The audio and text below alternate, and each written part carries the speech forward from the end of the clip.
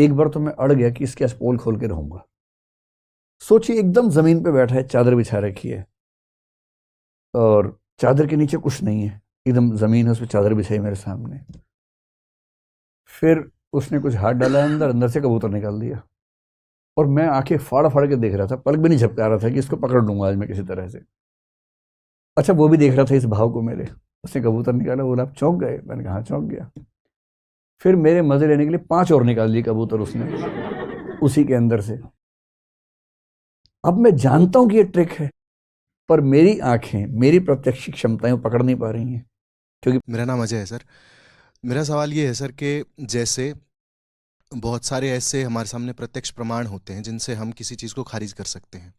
जैसे ये कहा जाता है कि रीबर्थ का जो कंसेप्ट है वो इंडियन है, इंडियन ओरिजिन का है। लेकिन स्वीडनबर्ग नाम के इमैनुअल स्वीडनबर्ग एक आदमी हैं, उन्होंने किताब लिखी हेवन एंड हेल। तो उन्होंने ये साबित कर दिया कि उनके पास कुछ ऐसी सुपरनैचुरल पावर्स हैं जो भी हैं कि ये चीज़ें होती हैं।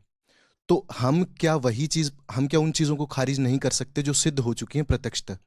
तो क्या हम वही परसीव करते हैं जो हम बिलीव करते हैं, या इसका दूसरा पहलू ये कि बुद्ध ने अपनी सारी साधना सनातनी की, लेकिन जब उनको ज्ञान प्राप्त हुआ तो उन्होंने एक नया धर्म बनाया, बुद्धिज्म। तो क्या बुद्ध ने वो बिलीव नहीं किया जो उन्होंने परसीव किया? तो कौन सी चीज़ होती है सर, जो हम बिलीव करते हैं वो परसीव करते हैं, जो परसीव करते हैं वही बिलीव करते हैं? दोनों बातें हैं भाई। कई बार हम जो देखते हैं उस पर विश्वास करते हैं, लेकिन एक समय के बाद हम वही देखते हैं जो हमारे विश्वास के अनुकूल होता है, क्योंकि हमारे देखने का नज़रिया भी वैसा बन जाता है। फिर हमें वही चीज़ें नज़र आने लगती हैं जो हम देखना चाहते हैं। लेकिन जो पहला सवाल आपका है ना, जहाँ तक परसेप्शन की लिमिट्स की बात है, अगर हम कहें कि जो दिखता है वही अंतिम सत्य है, जो जैसे चारवाक ने कहा, चारवाक इस पे फंस भी जाते हैं। जो दिखता है अगर वो अंतिम सत्य है, क्योंकि चारवाक बाकी कोई प्रमाण मानते ही नहीं, वो केवल प्रत्यक्ष को प्रमाण मानते हैं।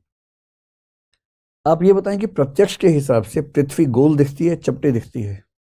चपटी दिखती है। पृथ्वी चक्कर काट रही है या सूर्य चक्कर काट रहा है? सूर्य काट रहा है। अगर आप किसी जादूगर के चक्कर में पड़ गए, मैंने कई बार जादूगरों से मतलब मुलाकात तो ज़्यादा नहीं, लेकिन देखा, कोई शो देखा। एक बार तो मैं अड़ गया कि इसके आज पोल खोल के रहूंगा। सोचिए, एकदम जमीन पे बैठा है, चादर बिछा रखी है और चादर के नीचे कुछ नहीं है, एकदम जमीन है, उस पर चादर बिछाई मेरे सामने। फिर उसने कुछ हाथ डाला अंदर, अंदर से कबूतर निकाल दिया और मैं आंखें फाड़ फाड़ के देख रहा था, पलक भी नहीं झपका रहा था कि इसको पकड़ लूंगा आज मैं किसी तरह से। अच्छा, वो भी देख रहा था इस भाव को मेरे। उसने कबूतर निकाला, बोला आप चौंक गए? मैंने कहा हाँ, चौंक गया। फिर मेरे मजे लेने के लिए 5 और निकाल लिए कबूतर उसने उसी के अंदर से। अब मैं जानता हूं कि ये ट्रिक है, पर मेरी आंखें, मेरी प्रत्यक्ष क्षमताएं पकड़ नहीं पा रही हैं, क्योंकि प्रत्यक्ष क्षमताएं भी तो सीमित होती है ना। आप कोई जादू देखेंगे, नहीं पकड़ पाएंगे आप भी।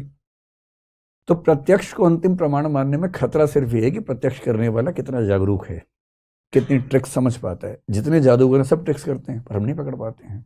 मेंटलिज्म आजकल एक नया खेल है। ऐसे लोग मिलेंगे, वो आपका पासवर्ड या आपके दिमाग में क्या चल रहा है बोल के बता देंगे, स्पेलिंग बता देंगे।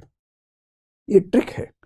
वो आपकी आंखों के झपकने के भाव से, चेहरे के मूवमेंट से इतनी रिसर्च कर चुके हैं कि हर चेहरे के मूवमेंट के लिए एक लेटर या एक नंबर उन्होंने डिकोड कर रखा है, उससे पहचान जाएंगे। तो प्रत्यक्ष करने की क्षमताएं अलग अलग होती हैं, इसलिए केवल अपने प्रत्यक्ष पे भरोसा मत कीजिए। हमसे समझदार लोगों के प्रत्यक्ष हमसे बेहतर हो सकते हैं, इस पर भी भरोसा होना चाहिए। बाकी जो पुनर्जन्म की बात है, वो जब पुनर्जन्म पे बात करेंगे तो देखेंगे। इसमें सुपर नेचुरल पावर्स की बात तो एक जगह, लेकिन ऐसे और भी बहुत सारे प्रमाण हैं जो संकेत करते हैं कि ऐसा कुछ हो सकता है। ध्यान रखो, जब हम कहते हैं पुनर्जन्म हो सकता है, इसका मतलब ये बिल्कुल नहीं है कि आत्मा ही पुनर्जन्म हो रहा होगा।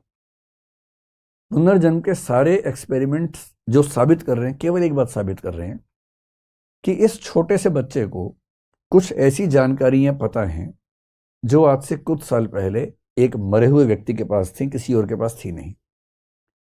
प्रश्न केवल इतना है कि वो इंफॉर्मेशन इसके पास कहां से आई, और वो इंफॉर्मेशन इसके पास आने के बहुत सारे विकल्पों में से एक है कि पुनर्जन्म हुआ हो।